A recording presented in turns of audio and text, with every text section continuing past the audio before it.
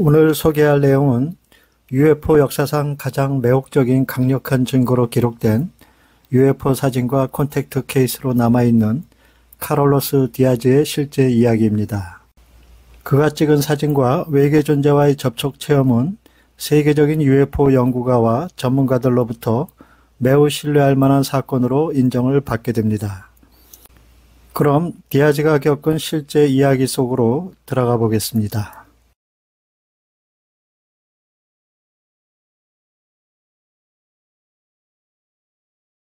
멕시코 사진작가인 카를로스 디아즈는 멕시코 시티 근처에 있는 아주스코 공원의 주차장에 차를 세우게 됩니다. 그는 잡지 기자를 만나기 위해 차 안에서 기자를 기다리고 있던 중이었습니다. 디아즈는 시계를 보며 조바심이 나던 중 갑자기 계곡에서 떠오르는 이상한 오렌지빛에 시선이 사로잡히게 됩니다. 처음에 그는 그 빛을 산불이라고 생각했습니다. 그런데 잠시 후 그 광원은 점점 디아즈 쪽으로 천천히 다가오더니 그의 차로부터 약 30m 떨어진 곳의 공중에 정지를 하게 됩니다. 그는 그 광원이 산불이 아니라 주황색의 커다란 타원형 물체라는 것을 알게 됩니다. 그리고 그가 물체를 바라보는 동안에 어떤 감각의 이상을 느끼게 됩니다. 두 눈으로 보면서도 믿을 수 없는 광경에 디아즈는 재빨리 카메라를 들어 핸들에 올려놓은 채 촬영하기 시작합니다. 그런데 갑자기 경고도 없이 차체가 심하게 흔들리기 시작합니다. 디아즈는 얼른 차에서 내려 여러 장의 UFO 사진을 찍었고 미확인 비행물체는 하늘로 수직 상승하여 날아갔습니다.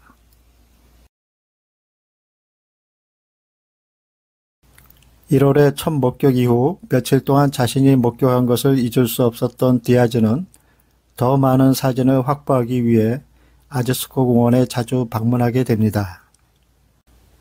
성과 없는 방문이 계속된 후에도 디아즈는 자신이 시간을 낭비하고 있다고 생각하기 시작했습니다. 하지만 그의 인내심은 보상을 받게 됩니다. 1982년 3월 23일 디아즈는 아주스코 공원의 숲을 포화시킨 안개와 비 사이로 희미하게 볼 수 있는 주황색 빛에 의해 UFO의 존재를 확인하게 됩니다. 그는 계곡의 벽을 오르면서 물체에서 45m 이내의 위치를 잡을 수 있었습니다. 디아즈는 밝은 주황색 빛을 내며 그의 위를 맴도는 우주선을 보게 됩니다. 그는 그것이 중앙에 매끄러운 고리가 있는 돔 모양이었다고 말했습니다. 이것은 각각 직경이 1m인 다수의 방구로 덮여 있었다고 말했습니다. 바위 뒤에 웅크리고 앉은 디아즈는 자신의 행동이 눈에 띄지 않게 되었다고 생각했지만 그가 UFO를 계속 보고 있을 때 누군가 뒤에서 그의 어깨를 잡는 것을 느꼈습니다. 디아즈는 즉시 기절했고 그가 깨어났을 때에는 주변이 어두웠고 UFO는 사라졌습니다. 그는 폭우에도 불구하고 옷이 완전히 말라 있었다는 것을 알고 충격을 받았습니다. 그 시점에서 그는 자신에게 이상한 일이 일어났다는 것을 알게 됩니다. 그가 차로 돌아왔을 때 디아즈는 그 앞에 주차된 다른 차를 발견하게 됩니다. 이 시점에서 은색 머리를 가진 인간형 존재가 자신에게 다가와 방금 경험한 것에 대해 더 알고 싶다면 다음날 정오에 같은 장소로 돌아가야 한다고 말했다고 디아즈는 주장했습니다. 분명히 디아즈가 다음날 돌아왔을 때 그는 잔디 위에 앉아있는 같은 존재를 발견했습니다. 디아즈는 이어 존재가 자신을 향해 돌아섰다고 주장하며 전날 어깨를 잡은 것은 자신이라고 설명했습니다. 떠나기 전에 그 존재는 또한 디아즈에게 그가 우주선 안에서 왔고 디아즈가 의식을 잃은 동안 일어난 일에 대한 기억을 점차 회복할 것이라고 말했습니다. 아니나 다를까 그 후 몇 달 동안 디아즈의 기억은 하나씩 돌아오게 됩니다.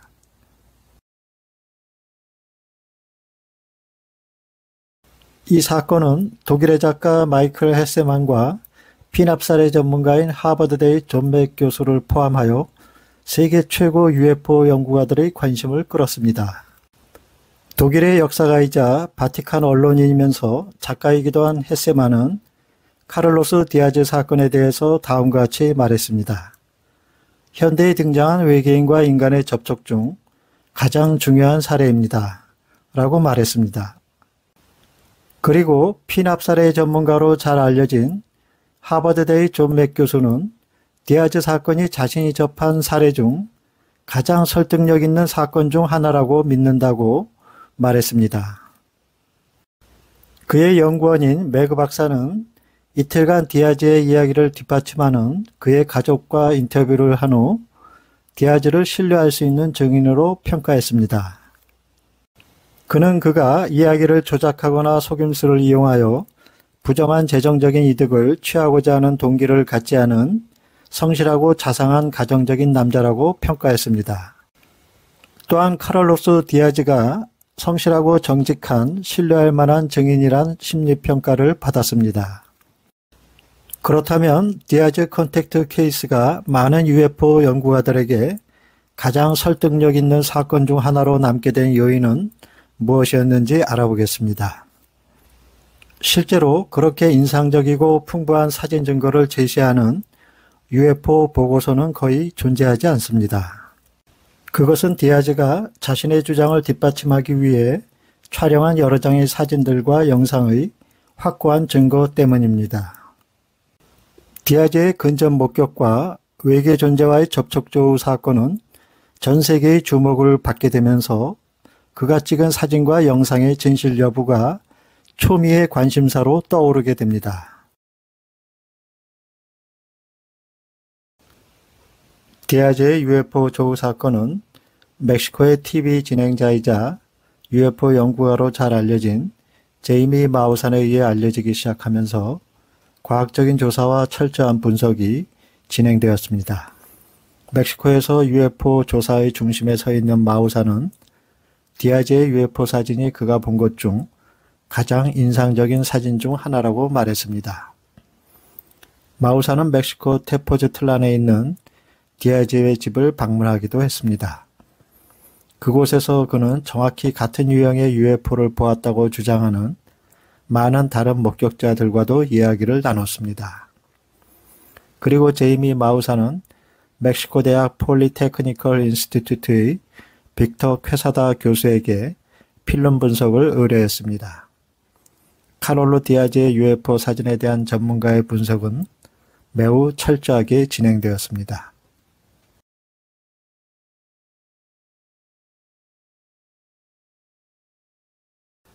멕시코 대학의 퀘사다 교수는 다음과 같이 분석 견해를 밝혔습니다. 우리는 물체에서 나오는 빛의 스펙트럼이 우리가 본 어떤 것과도 다르다는 것을 발견하고 충격을 받았습니다. 그것은 이전의 모든 매개 변수를 깨트렸고 데이터 뱅크의 어떤 것과도 일치하지 않았습니다. 빛은 유난히 강렬했으며 중첩이나 조작의 증거는 없었습니다. 우리는 이 물체의 지름이 약 30에서 50m라고 추정합니다. 라고 말했습니다.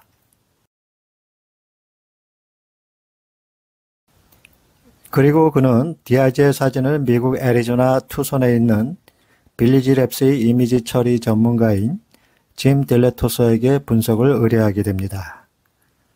딜레토소는 그것들이 진짜라고 결론을 지었습니다.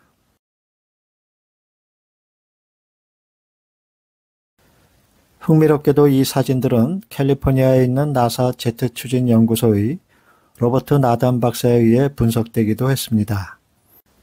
악명 높은 UFO 회의론자로 알려진 나단 박사는 그가 찍은 사진들이 가짜라는 증거를 찾을 수 없다고 말했습니다.